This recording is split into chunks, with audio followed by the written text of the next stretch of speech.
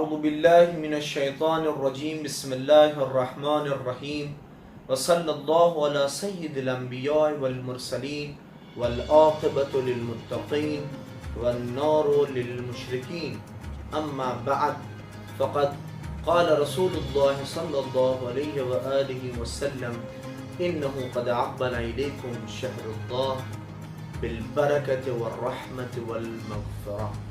ناظرین، مسلسل آپ کی خدمت میں خطبہ شعبانیہ کی مختصر تفصیل لے کے حاضر ہو رہے ہیں، اور آج اس ویڈیو کے ذریعے سے پیغمبر اکرم محمد مصطفیٰ صلی اللہ علیہ وآلہ وسلم کے دہن اقدس سے نکلے ہوئے ایک اور اہم جملے کی طرف اشارہ کر رہے ہیں، لہٰذا آپ اس پہ توجہ کریں اور غور کریں کہ اس خطبہ شعبانیہ میں پیغمبر اسلام نے کن کن چیزوں کی طرف اشارہ کیا ہے۔ اس سے پہلے والے حصے میں نے آپ کے سامنے ذکر کیا تھا کہ کتنا اہم ہوتا ہے اپنی زبان کی حفاظت کرنا، گناہوں سے اپنی زبان کو بچانا، اور زبان سے کتنے گناہیں سرزد ہوتی ہیں اس کی طرف بھی اشارہ کیا تھا۔ آج ایک اور اہم، بدن کے بہت سے اعضاء ہیں، زبان، ہاتھ، یہ سارے حصے، آنکھ، یہ سب چیزیں جو اللہ نے دیا ہے اس کا اپنا ایک شکریہ ہوتا ہے۔ لہٰذا پیغمبر اسلام اپنے اس خطبے میں کہتے ہیں کہ وَغُضُّوا عَمَّا لَا يُحِلُّ النَّظْرُ إِلَيْهِ أَبْصَارُهُمْ، اللہ اکبر، کہتے ہیں کہ بند کر لو اپنی آنکھ کو، اور جس کی طرف دیکھنا حلال نہیں ہے ان چیزوں سے اپنی آنکھ کو بند کر لو، اپنی آنکھ کو چھپا لو، اپنی نظروں کو چھپا لو ان چیزوں کی طرف سے۔ اللہ اکبر، یہ جملے میں اپنے لیے کہہ رہا ہوں، بہت اہم جملہ ہے۔ پہلے زبان کو پیغمبر نے کہا کہ اپنی زبان کی محافظت کرو، اب گویا پیغمبر کہہ رہے ہیں کہ اپنی آنکھ کی حفاظت کرو، اپنی آنکھ کو بچاؤ حرام چیزوں سے۔ یعنی اس کا مطلب کہ یہ آنکھ حلال چیزوں کو دیکھنے کے لیے بنی ہے، یہ آنکھ اچھی چیزوں کو دیکھنے کے لیے بنی ہے۔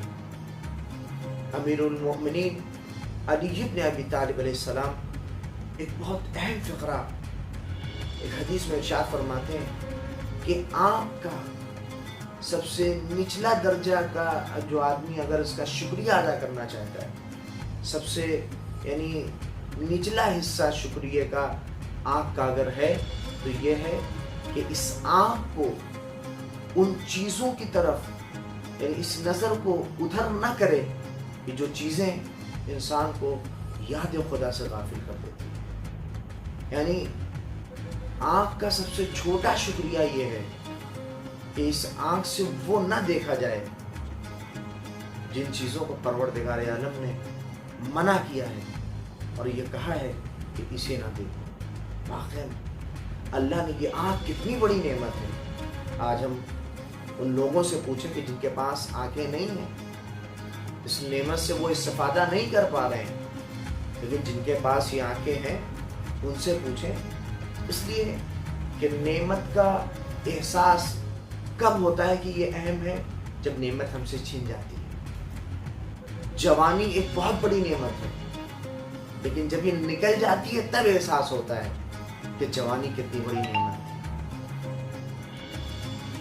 بچپنا یا وہ مرحلہ جب انسان ہر چیز اس کے اختیار میں ہے کہ وہ کر سکتا ہے، جب وہ گولڈن چانس اور وہ گولڈن وقت جب اس کے ہاتھ سے نکل جاتا ہے تب اسے احساس ہوتا ہے کہ وہ کتنا اہم تھا۔ اسی طرح سے یہ آنکھ بہت اہم، ابھی یہ تھوڑی لمحے کے لیے چھن جائے، اس کا نور چلا جائے، تب آدمی کو احساس ہوتا ہے کہ آنکھ کتنی ہے۔ اللہ نے اس آنکھ کو اس لیے دیا ہے کہ تاکہ ہم ان چیزوں کو دیکھیں جن چیزوں کو دیکھنا حلال ہے۔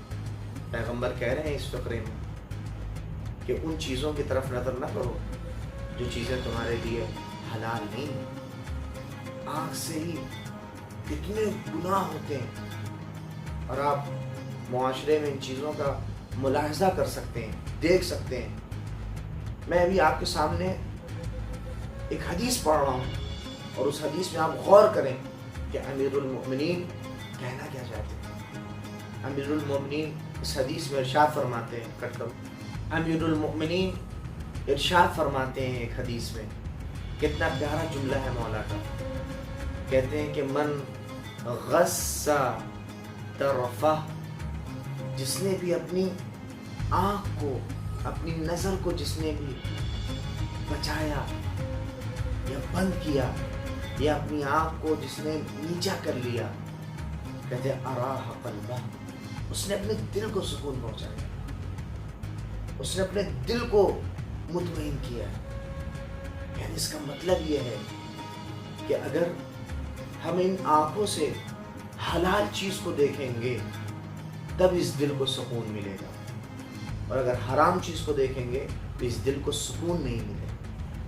اس لیے جو بھی اپنی اس نظر کو، اپنی اس آنکھ کو بچاتا ہے حرام سے، اس کو سکون ملتا ہے۔ ابھی آپ کو پتہ چلے گا، میں آپ کے سامنے 5 ایسے گناہ جو اس آنکھ سے ہوتے ہیں، آدمی کو احساس بھی نہیں ہوتا ہے۔ دیکھیں، روایات کی روشنی میں آپ کے سامنے سنا رہا ہوں۔ مولا فرماتے ہیں کہ پہلا گناہ جو آنکھ سے ہے، وہ کرتا ہے آدمی نامحرم کی طرف نگاہ، نامحرم کو دیکھنا، یہ آنکھ سے ہوتا ہے۔ اللہ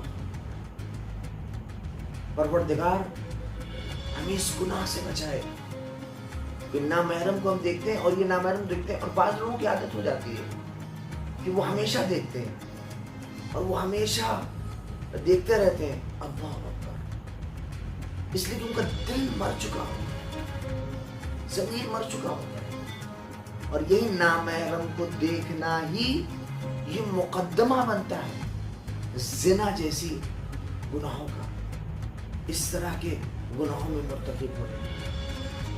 اس لیے کہ شیطان کہتے ہیں کہ نامحرم پہ نگاہ یہ شیطان کے ہتھیار میں سے،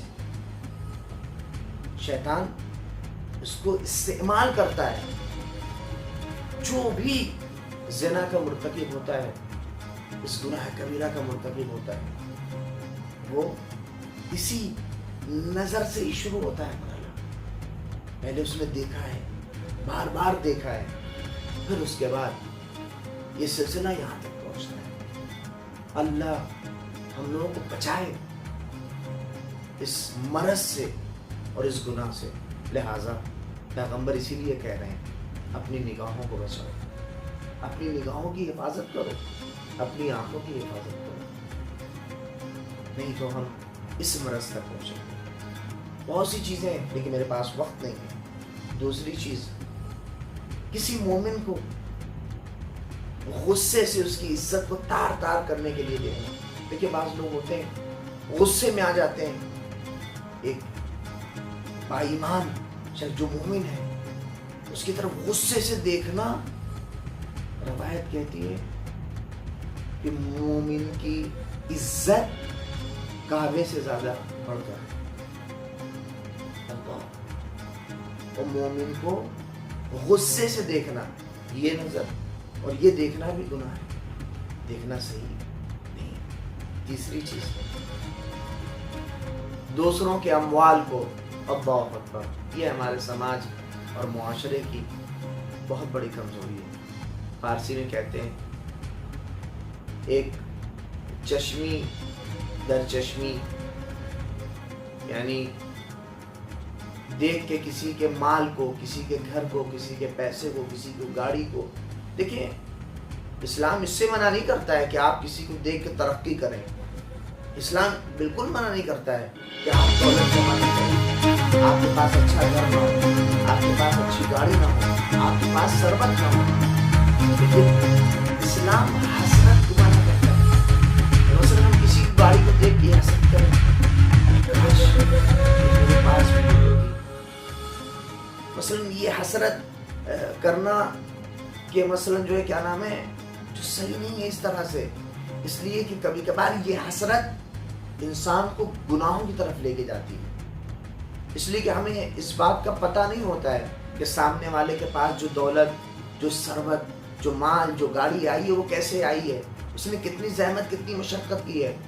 جو آدمی حسرت کرتا ہے دوسرے کے مال کو دیکھ کے، یا تو حسد جیسی بیماری میں مبتلا ہو جاتا ہے، یا پھر اس چیز کو حاصل کرنے کے لیے وہ گناہیں کرتا ہے، چونکہ اب اسے حاصل کرنا ہے تو حلال راستے سے نہیں بلکہ حرام راستے سے چاہتا ہے کہ جلدی سے گاڑی اس کے پاس ہو، پیسہ اس کے پاس ہو، دولت اس کے پاس ہو، ثروت اس کے پاس ہو۔ پھر ایسا شخص جو حسرت کرتا ہے دوسرے کے مال کو دیکھ کے، پھر یہ تمیز کرنا بھول جاتا ہے کہ حلال کیا ہے، حرام کیا ہے۔ پھر ہر چیز اس کے لیے جائز ہوتی ہے، چاہے وہ حلال ہو چاہے حرام۔ لہٰذا ایسی نظر اور ایسے دیکھنے کو شریعت نے منع کیا ہے کہ حسرت سے کسی کے مال کو نہ دیکھو۔ ہاں، محنت مشقت کرے۔ اسی لیے شاید زندگی گزارنے کا نسخہ روایات میں ملتا ہے کہ اگر بڑی آسانی اور بڑی آسان زندگی گزارنا چاہتے ہو تو اپنے سے کمتر لوگوں کی طرف نظر کرو، تو بڑی آسان سے۔ مثلا ہم 1,00,000 کے آدمی ہیں تو ہمیں چاہیے کہ ہم 1000 والے کو دیکھیں تو ہماری زندگی بڑی آسان ہو جائے گی۔ ہم کروڑ پتی ارب پتیوں کو دیکھیں گے اور ویسا چاہیں گے ہمارا لائف اسٹینڈرڈ، اس لیے کہ آج کا معاشرہ اور سماج یہ ہے، اور خاص کر عورتوں میں یہ چیزیں بہت زیادہ ہیں۔ فلاں کسی کو دیکھا نہیں، اب ہمارے پاس ہونا چاہیے۔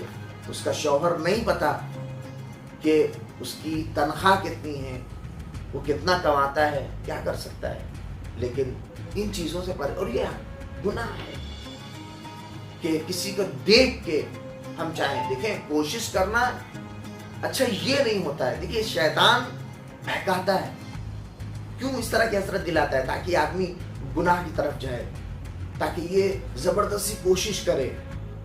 شاید اس کی زندگی آرام سے چل رہی ہے، شاید اس کی زندگی کے لیے جو اس کے پاس ہے وہ کافی ہے، لیکن اس زیادہ مانگ اور زیادہ خواہش اور چاہت، اسی لیے امیر المؤمنین نے نہج البلاغہ میں ارشاد فرمایا کہ اشرف الغنا ترک المنی، کہ سب سے بڑا دولت مند وہ ہے کہ جو اپنی آرزوؤں کو کم کر لے، اپنی خواہشات کو ترک کر لے۔ وہ دولت مند نہیں جو اپنی خواہشات، جو اس لیے کہ خواہشات کا بازار ہمیشہ گرم رہا ہے، یہ ہمیشہ بڑھتی جائے گی، کم نہیں ہوگی۔ آج آپ کے پاس موٹر سائیکل ہے، آپ چاہیں گے کہ 4 ویلر ہو جائے، 4 ویلر آ جائے گی، چاہیں گے اس سے اچھی ہو جائے، دوسرا ماڈل آ جائے، نیا ماڈل آ جائے، BMW آ جائے، دوسری گاڑی آ جائے، اس لیے کہ آدمی کی آرزو اور خواہش کم نہیں ہوتی ہے۔ لہٰذا ہم دوسرے کے مال کو، دوسرے کی چیزوں کو دیکھ کے حسرت نہ کریں، بلکہ ہم اپنے چھوٹے کو دیکھیں۔ ہاں، ہم محنت کریں، مشقت کریں کہ اپنی زندگی کو اور اس سے بہتر کریں، لیکن حسرت کھانا دوسرے کے مال کو، یہ اچھی چیز نہیں ہے، اور گناہ ہے اس طرح کی نظر کرنا، دیکھنا اس طرح سے۔ اور ایسا آدمی سماج اور معاشرے میں بھی اس کی کوئی ویلیو اور کوئی عزت نہیں ہوتی ہے۔ لہٰذا ہمیں چاہیے کہ ان چیزوں کا خیال کریں۔ چوتھی نگاہ،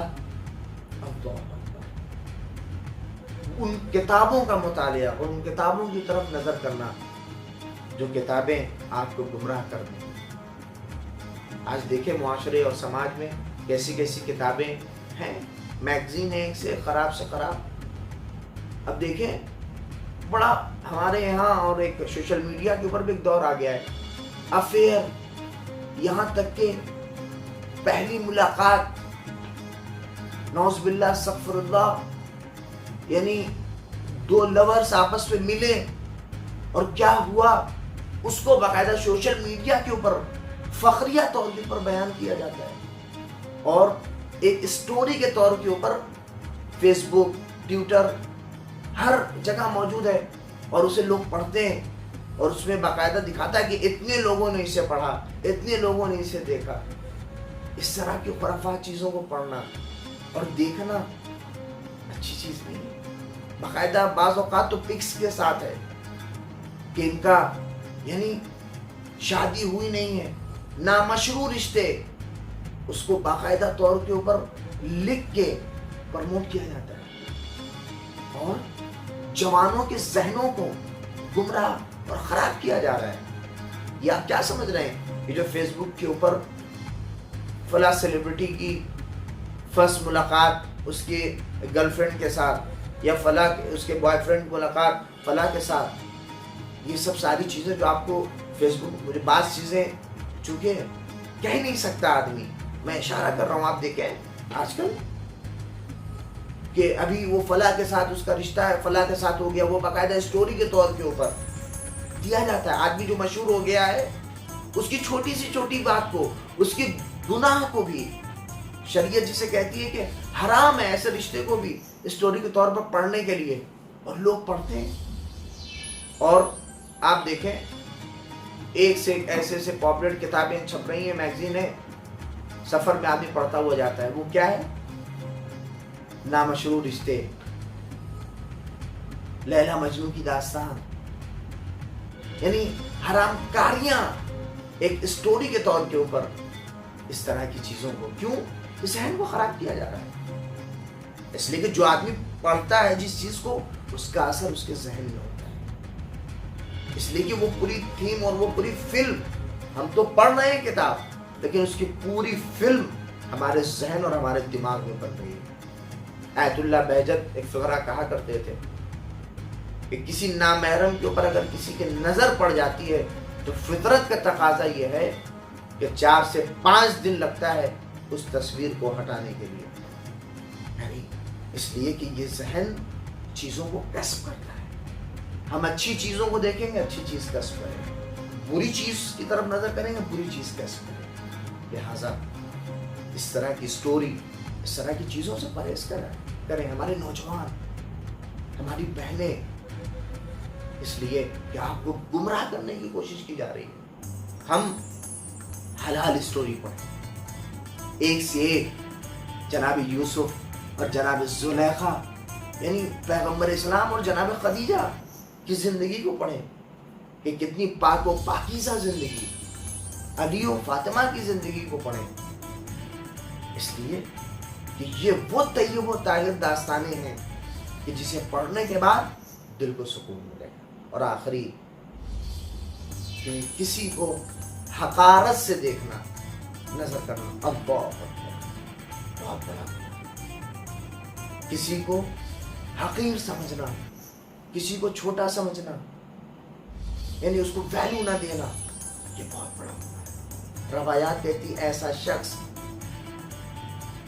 جہنم میں سیدھا ڈال دیا جائے. ایسے شخص کی بخشش نہیں ہے اگر کوئی حقارت کے ساتھ کسی کو دیکھتا ہے حقیر. اور روایات کہتی ہے کہ جو شخص کسی کو حقارت کے نظر سے دیکھتا ہے اور اسے حقیر سمجھتا ہے، کہتے اس کے ساتھ بھی لوگ ویسے ہی کرتے ہیں.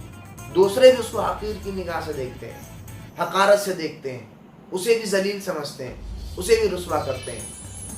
یعنی یہ حقارت سے دیکھنا، اس کا نتیجہ واپس پلٹ کے خود انسان کی طرف آتا ہے. پھر اس کو بھی حقارت کی نگاہوں سے دیکھا جاتا ہے، اسے بھی وہ عزت اور وہ پہلو. اس لیے کہ ایسا آدمی جو دوسروں کو حقارت سے دیکھتا ہے وہ سوچتا ہے کہ وہ بہت عزت والا ہے، جبکہ ایسا نہیں. دوسرے بھی اسے اسی نگاہ سے دیکھتے ہیں. لہٰذا یہ 5 جو آپ کے سامنے میں نے بتایا ہے کہ یہ 5 نگاہ جو آنکھ سے ہوتی ہے گناہ، پیغمبر اسی کی طرف اشارہ کر رہے ہیں کہ اپنی نگاہوں کو نیچی رکھو، اپنی نگاہوں کو محفوظ رکھو گناہوں سے. اور آئیں اس ماہ مبارک رمضان میں یہ دعا کریں، اے پروردگار تیری بارگاہ میں دعا ہے کہ ہمیں پیغمبر کے صدقے میں اور اس ماہ مبارک رمضان کے صدقے میں ہمیں اپنی اس آنکھ کا حق ادا کرنے کی توفیق عنایت فرما، اور اس آنکھ کا شکریہ ادا کرنے کی بھی توفیق عنایت فرما. وآخر دعوانا ان الحمد للہ رب العالمین.